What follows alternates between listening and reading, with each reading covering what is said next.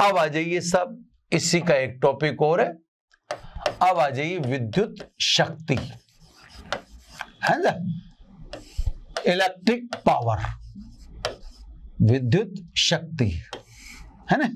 इसको भी पी से ही डिनोट करते हैं, विद्युत शक्ति, है ना, पी से ही डिनोट करेंगे इससे। इसकी डेफिनेशन पर थोड़ा सा फोकस होना, थोड़ी सी काम की चीज इसकी डेफिनेशन में मिलेगी। दो तरह से मैं आपको इसकी परिभाषा एक ही लाइन में दे रहा हूं। विद्युत ऊर्जा की दर या विद्युत ऊर्जा क्षय की दर को विद्युत शक्ति कहते हैं। विद्युत ऊर्जा की दर या विद्युत ऊर्जा क्षय की दर को शक्ति कहते हैं। अब इसका मतलब अभी मैं आपको समझाऊंगा दोबारा बोल के, है ना। तो सब P is equal to W upon T।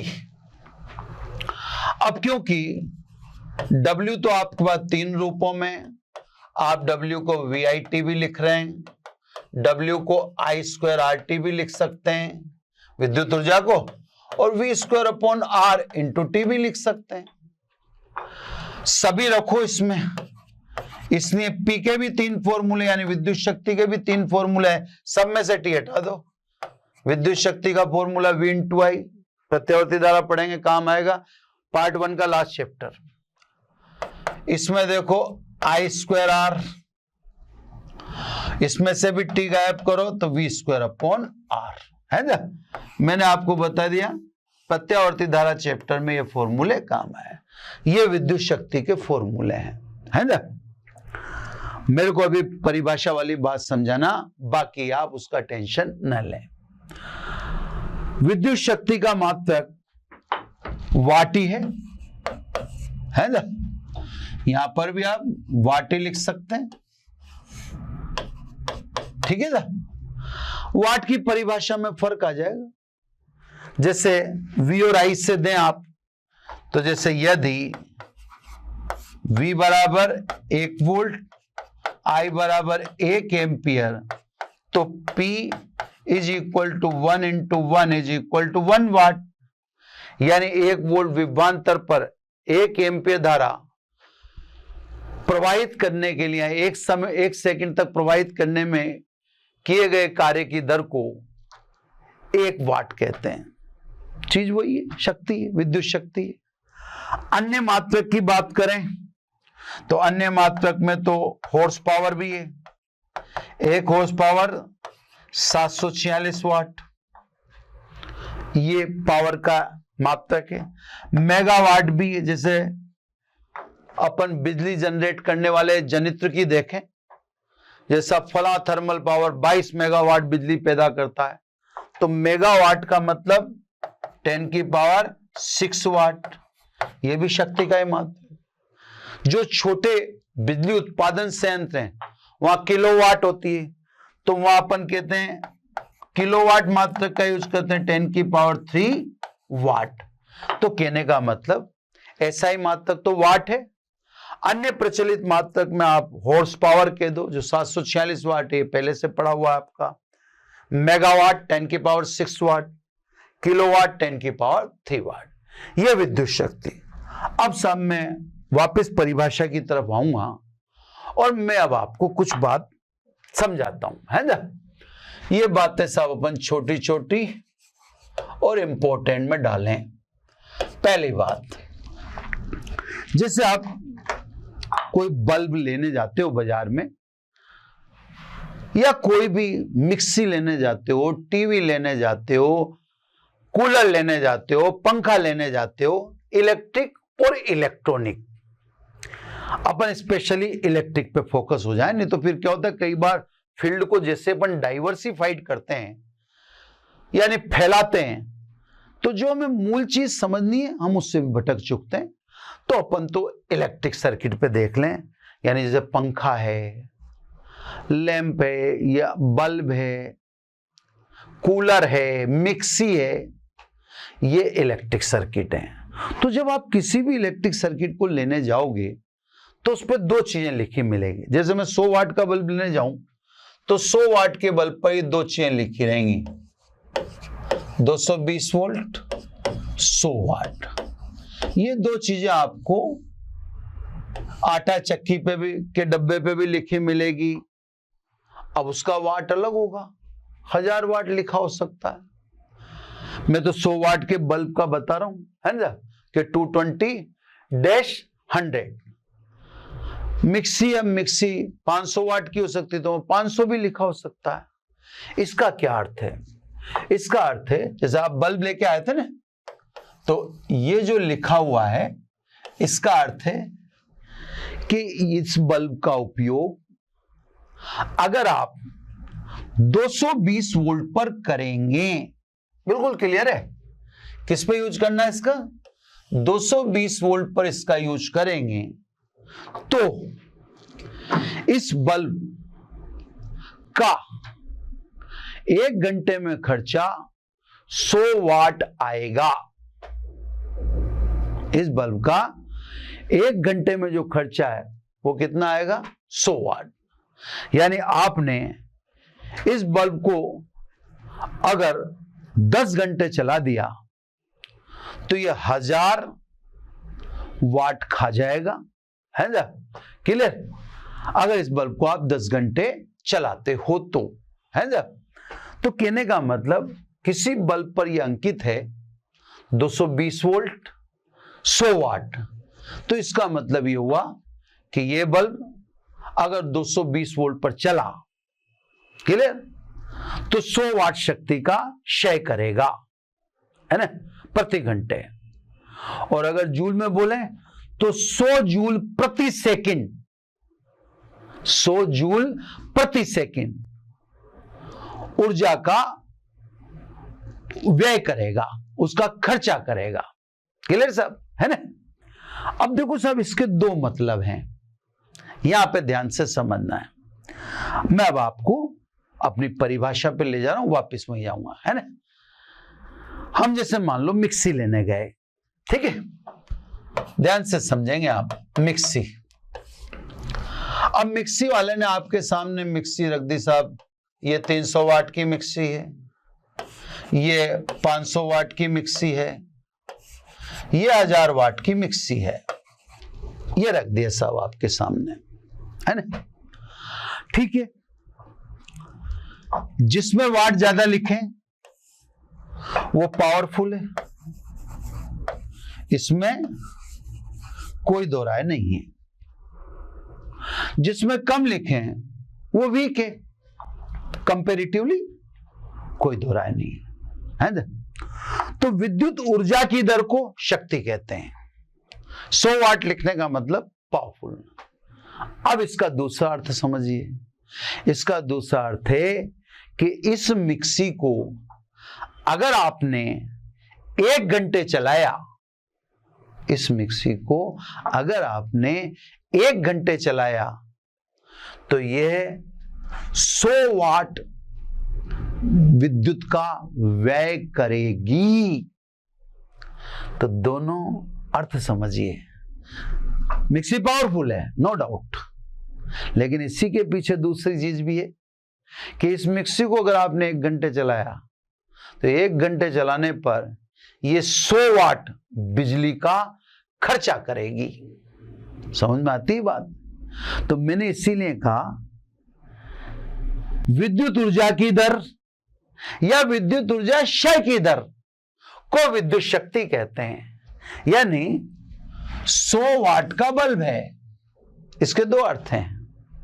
दो अर्थ में, हाँ भाई 40 वाट का बल्ब भी होता है, 60 वाट का भी होता है, 100 वाट का भी है। तो ये तो समझ में आ गया कि साहब इस चमक तो ज्यादा देगा, 100 वाट का है, शक्ति ज्यादा ना। लेकिन इसके पीछे एक और अर्थ छुपा है कि 1 घंटे चलाओगे तो कितनी बिजली खा जाएगा? 100 वाट बिजली खा जाएगा 1 घंटे में। तो एक ही चीज के दो अर्थ हैं और एक ही चीज के, एक ही फॉर्मूले के भी दो अर्थ हैं। अब ये जो फॉर्मूले हैं ये पावर का फॉर्मूला भी है और पावर लॉस का फॉर्मूला भी यही है। बड़ी मजेदार चीज है। पावर कैलकुलेट करोगे तो भी इसी से करना और लॉस ऑफ पावर कैलकुलेट करोगे तो भी इसी से करना, दोनों का कॉमन फॉर्मूला है ये, है ना। मैं बस लास्ट में एक बार और समझा देता हूं। क्या मिक्सी लेने गए, मिक्सी 3 प्रेजेंट की हमारे सामने, हमें प्याज लहसुन ही पीसना है बाय द वे, तो इसमें क्या बुराई है, कोई दिक्कत थोड़ी है। आप जिनको पीसे वो सॉफ्ट हैं, 300 वाट की ले लो ना भाई। लेकिन शॉपकीपर आपके सामने ये भी रखेगा, उसका तो काम है ना। अब ये तो साफ दिख रहा आपको कि 300 वाट वीक है, कम शक्तिशाली है, नो डाउट। 1000 वाट पावरफुल है, नो डाउट, साफ दिखता है। लेकिन इसके पीछे का एक अर्थ हो समझो कि इस मिक्सी को आप 1 घंटे चलाओगे तो 1000 वाट बिजली का खर्चा देगी, और इस मिक्सी को आप 1 घंटे चलाओगे तो 300 वाट का ही खर्चा देगी। तो एक ही चीज के पीछे 2 बातें छुपी हैं। 1000 वाट अच्छा है, शानदार है, पावरफुल है, लेकिन उसको जलाएंगे तो वो 1 घंटे में 1000 वाट का ही खर्चा देगी। 300 वाट वीक है, 1 घंटे जलाएंगे तो 300 वाट वे विद्युत शक्ति का व्यय होगा। क्लियर सब? तो कहने का मतलब आपकी सोच समझ है कि अगर आपको मसाले गीले वाले पीसने हैं, कमजोर पीसना, तो फिर आप यही लाओ, क्योंकि ये ला के फिर एक बिजली का बिल भी बढ़ सकता है। तो वो मैंने आपको समझे, परिभाषा आप क्लियर होगी। विद्युत ऊर्जा की दर या विद्युत ऊर्जा क्षय की दर को विद्युत शक्ति कहते हैं। दोनों चीजें एक में फॉर्मूले कॉमन है। अगली बात P is equal to V square upon R. जहां तक हम घरों की बात करें, या यूं कहते हैं ऑल ओवर सब जगह सप्लाई समांतर क्रम में होती है, और सप्लाई समांतर क्रम में है तो विभवांतर एक समान होगा। समांतर क्रम में विभवांतर सदैव समान होता है। इसलिए power and loss of power दोनों किसके प्रोपोर्शनल है? प्रतिरोध के, व्युत्क्रमानुपाती है ना। तो सब हीटर है, गीजर है, इनमें आप पावर लॉस ज्यादा चाहते हो, ये ध्यान रखना। पावर लॉस ज्यादा चाहने के लिए प्रतिरोध बहुत ज्यादा नहीं होना चाहिए। अगर प्रतिरोध बहुत ज्यादा है तो पावर लॉस कम हो जाएगा। भाई आपको हीटर में, गीजर में तो पावर लॉस चाहिए ना। आप तो पानी गर्म करके नहाना चाहते हो, हीटर में आप रोटी बनाना चाहते हो, चाय बनाना चाहते हो, तो आपको तो पावर लॉस ज्यादा मिलनी चाहिए। आप तो यही चाहोगे। अच्छा हीटर कौन? जो ज्यादा आपको ऊर्जा दे, उष्मा दे। अच्छा गीजर कौन? जो जल्दी पानी को गर्म कर दे। तो आप जल्दी चाहते हो तो ज्यादा उष्मा चाहिए।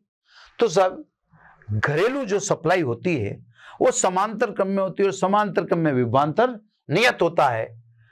तो पावर लॉस और पावर इनवर्सली प्रोपोर्शनल टू, यानी व्युत्क्रमानुपाती प्रतिरोध के, और ये व्युत्क्रमानुपाती प्रतिरोध के। तो इसका मतलब ये हुआ हीटर, गीजर आदि इत्यादि का प्रतिरोध एक सीमा से अधिक नहीं हो सकता, क्योंकि ये बहुत अधिक हो जाएगा तो पावर लॉस डाउन हो जाएगी। वैसे भी समझ लो, आप ऐसे समझ लो, I बराबर V अपॉन R। अगर रेजिस्टेंस ज्यादा कर दोगे तो धारा कम हो जाएगी, धारा कम हो जाएगी तो शक्ति का क्षय वैसे ही कम हो जाएगा, या धारा कम हो जाएगी तो ऊष्मीय ऊर्जा वैसे ही कम हो जाएगी। मैंने लिखी तो है ऊष्मा, ये लिख रखी है आपके। अगर धारा कम कर दी तो ऊष्मा को, तो ऐसे समझ लो। क्लियर होगी बात? अब अगली बात, तीसरी बात में है कि सब ये पावर सप्लाई का कैलकुलेशन भी करना होता है। घरों में जैसे अपना बिल वगैरह आता है, इनकी कैलकुलेशन कैसे करते हैं तो मैं आपको छोटे से में समझाता हूं। ये कैलकुलेशन यूनिट यानी किलोवाट घंटा में की जाती है। अगर V विभवांतर पर या V वोल्ट विभवांतर पर I एम्पियर धारा T घंटे तक प्रवाहित हो, वो ध्यान से समझना साहब मेरी बात को। मैं कह रहा हूं जो अपने घर में बिजली का बिल आता है उसको किलोवाट घंटा मतलब यूनिट में कैलकुलेट करते हैं। अब कैलकुलेशन कैसे होती है उसको समझो। यदि V वोल्ट विभवांतर पर I एम्पियर धारा स्मॉल t घंटे तक प्रवाहित हो तो पावर आप कहेंगे VI तो हो गया वाट और इंटू टी ये हो गया घंटा, है ना। यानी P बराबर VIT ये हुआ वाट इंटू आवर, जबकि विद्युत खर्च की कैलकुलेशन होती है किलोवाट घंटे में। तो किलोवाट घंटे में बदलने के लिए आप 1000 से डिवीजन करो और 1000 का मल्टीप्लाई करो। 1000 को क्या कहते हैं किलो, फिर वाट इंटू आवर। तो सब विद्युत खर्च की जो गणना है वह किलोवाट घंटे में की जाती है और किलोवाट घंटे के लिए ये V वोल्ट है, I धारा है और T घंटों की संख्या है। तो ये वाट इंटू घंटा होता है। फिर आपको 1000 का भाग देना पड़ेगा क्योंकि कैलकुलेशन तो किलोवाट घंटे में करते हैं और किलोवाट घंटे को यूनिट कहते हैं जिसमें बिल आता है ना। इसी में सब अब अंतिम बात, ये सब समझ में आएगी। ये मैंने अलग से समझाई दिया आपको, परिभाषा को विशेष रूप से ध्यान रखना। मैं एक बार और बता देता हूं, पावर का फॉर्मूला भी यही, पावर का लॉस का फॉर्मूला भी यही है, ठीक है। अब शक्ति का संयोजन है ना, इसमें शक्ति का संयोजन, ठीक है ना। दो तरीके से आप कर सकते हो। अगर श्रेणी क्रम में उपकरण जुड़े हैं तो तुल्य शक्ति प्रत्येक उपकरण पर शक्ति के क्षय के व्युत्क्रम के योग के बराबर होगी।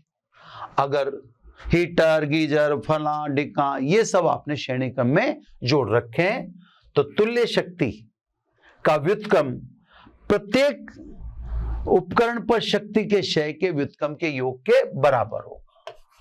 बी, अगर आपने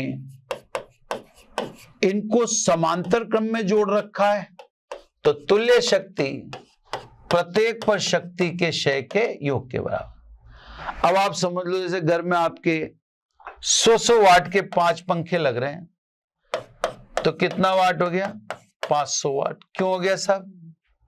क्योंकि ये घर में कौन से क्रम में लग रहे हैं? समांतर क्रम में। इसके अलावा 50-50 वाट के 2 बल्ब लग रहे हैं, 50 × 2 कितना हो गया 100, 500 और 600 वाट का खर्चा, क्योंकि वो भी कौन से क्रम में जुड़े? समांतर क्रम में।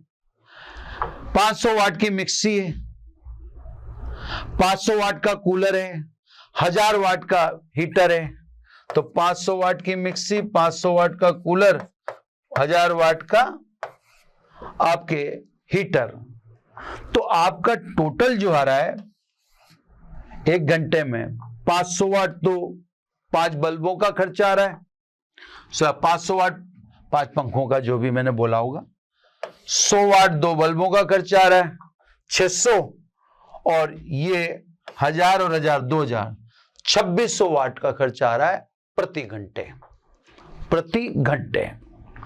क्लियर साहब? क्यों? क्योंकि ये सब किस में जुड़े हैं? समांतर क्रम में। समांतर क्रम में डायरेक्ट जोड़ दी, देखो 500 + 600 P1 + P2 ले, ठीक है। तो ये विद्युत शक्ति। अब इस पे एक छोटा सा एक न्यूमेरिकल में विशेष तौर से इसलिए करा रहा हूं कि आपको ये समझ में आए कि ये जो विद्युत की सप्लाई होती है जो अपने घरों में आ रही है ना, इस सप्लाई में क्या ये इतना आसान है? इस सप्लाई में क्या खर्चा आता है? तो सब उस खर्चे का एक एनालिसिस समझा रहा हूं कि सब कितना खर्चा आता होगा और ये किसको सहन करना पड़ता होगा। तो सब एक छोटे से क्वेश्चन के जरिए मैं आपको एक तो ये समझाऊंगा कि सब ये जो सप्लाइयां होती हैं हमारे घरों को भेजी जाती हैं, ये सप्लाइयां गवर्नमेंट को कितनी कॉस्टली पड़ती हैं। एक तो ये समझाऊंगा, एक ये समझाऊंगा कि हम यूं सोचते हैं कि साहब ये सप्लाई जो हाई वोल्टेज पे करते, जो आपने देखा होगा ना 32 केवी का वायर जा रहा है, 11 केवी का वायर जा रहा है, 44 केवी का वायर जा रहा है, 132 केवी का वायर जा रहा है, इतने हाई वोल्टेज पर सप्लाई क्यों देते हैं? तो दो बातों के जवाब, हाई वोल्टेज पर सप्लाई क्यों देते हैं, एक जवाब, एक प्रश्न तो ये है। एक प्रश्न है क्या हमारे घरों में बिजली भेजना बहुत आसान है? तो सब क्वेश्चन छोटा सा है ना। ये क्वेश्चन ये कह रहा है 4.4 किलोवाट शक्ति का संचरण 10 ओम प्रतिरोध वाली लाइन से करना है। अब आपको 4.4 किलोवाट शक्ति भेजनी है। जिस लाइन से आप भेजोगे उसका प्रतिरोध 10 ओम है। अब ये कह रहा है इसको 44,000 वोल्ट से भेजो। नंबर 2 कह रहा है 220 वोल्ट वाली लाइन से भेजो। दोनों में बताओ शक्ति का क्षय कितना होगा और विभव का पतन कितना होगा। बड़ा मजेदार छोटा सा सवाल है, ज्ञान वाली बात है। आपको जो पावर सप्लाई करनी है ये 4.4 किलोवाट, किलो का मतलब 1000 है, तो सब 4.4 को आप 1000 से गुणा करेंगे तो आ गया 4400 वाट।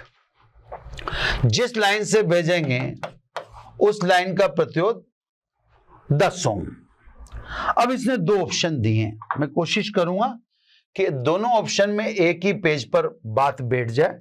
कोशिश करते हैं अपन, है ना, अगर एक पेज पे बैठ जाएगी तो बेटर है। पहला ऑप्शन है कि ये सप्लाई आप कितने विभवांतर पर दें, 44,000 वोल्ट पर दें। ठीक है साहब, ये सप्लाई 44,000 वोल्ट पर दें। क्लियर? अब 44,000 वोल्ट पर इस शक्ति का संचरण करना है, ये रहा 4400 वाट। अब ये संचरण किससे करते हैं? धारा से। भाई आपके सभी घर हैं, आपका घर भी, आपने जब घर बनाया होगा तो बिजली विभाग में एक फाइल लगाई होगी, तो वहां डिमांड की होगी ना, मैं 2 किलोवाट का कनेक्शन दो, 5 किलोवाट का दो, कि 1 किलोवाट का दो। तो हम एक फाइल लगाते हैं, उसमें रिक्वायरमेंट बताते हैं। तो ये शक्ति गवर्नमेंट तार के द्वारा धारा से भेजती है। तो सब कितनी धारा की जरूरत पड़ेगी? I बराबर P अपॉन V। P के 3 फॉर्मूले, P बराबर V इंटू आई भी पहला फॉर्मूला। P कितनी पावर भेजनी है? 4400। कितने वोल्ट पर भेजने की चल रही है बात? हाई वोल्टेज पर 44,000। कितनी धारा भेजनी पड़ेगी? 0.1 एम्पियर। इतनी धारा भेजनी पड़ेगी। ठीक है सब, 0.1। अब देखो लॉस ऑफ पावर, कितनी पावर का लॉस हुआ? तो I² R से निकाल लें, है ना। I स्क्वायर 0.1 इंटू 0.1, है ना। पावर लॉस निकाल रहे अपन, I² R। देखो धारा तो ये ना 44, ठीक है ना, 44 वोल्ट। अब इनटू कैपिटल R कितना? 10।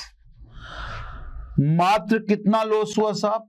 मात्र लॉस हुआ 0.1 वाट का। तो हाई वोल्टेज पर आपने सप्लाई दी, कितने वोल्टेज पर? हाई वोल्टेज पर। देखो सब ध्यान से, इतने हाई वोल्ट, तो लॉस कितना हो गया? छोटा सा, नेग्लिजिबल।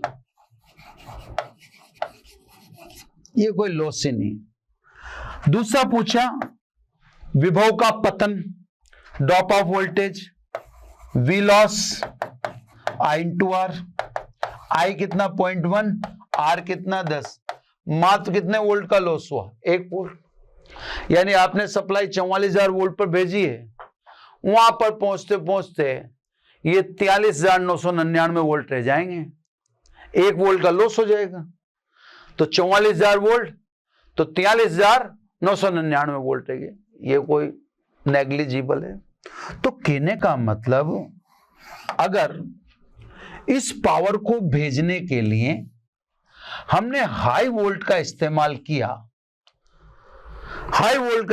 किया, तो लॉस ऑफ पावर नेग्लिजिबल है 0.1 वाट, और विभव का पतन भी न के बराबर है, कोई ट्रांसफार्मर लगाने की भी जरूरत बीच में नहीं पड़ेगी।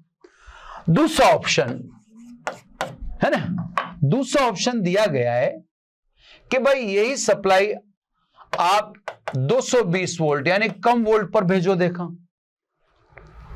यही सप्लाई किस पे भेजनी है? 220 पे। किससे भेजते हैं? धारा से। देखा कितनी धारा चाहिए? I बराबर P upon B.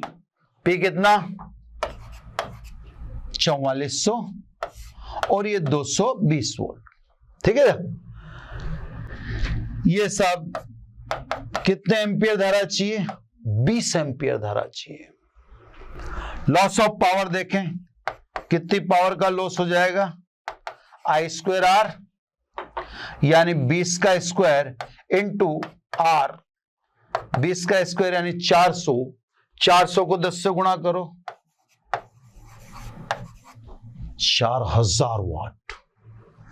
Voltage loss देखो, विभव का पतन I इंटू R, I कितना? 20, R 10, कितना? 200 वोल्ट। अब आप सोचो कि आपको किसी घर को इतनी शक्ति भेजनी थी, हर घर जो आपका भी है, आपके आसपास वालों का भी है, हर घर को विद्युत शक्ति रिक्वायर है। उसके लिए हर घर को जो आरएससीबी है, या आरएससीबी अपना राजस्थान का है, या जो बिजली बोर्ड है, वो ये शक्ति आपको किसके द्वारा भेजता है? धारा के द्वारा। हाई वोल्टेज पर अगर शक्ति भेजते हैं, जैसे 44,000 वोल्ट पर भेजी, तो धारा का मान अत्यल्प है, तो विभव का तो जो लॉस ऑफ पावर है वो न के बराबर रही है ना। पावर का जो लॉस है वो न के बराबर रहा, जिसको आपने देखा, ये रहा। वोल्टेज का लॉस भी 44,000 वोल्ट में 1 वोल्ट का लॉस न के बराबर है। इसी शक्ति को कम वोल्ट पर भेजो, 220 वोल्ट पर, तो देखो 20 एम्पीयर धारा सप्लाई करनी पड़ेगी। परिणाम स्वरूप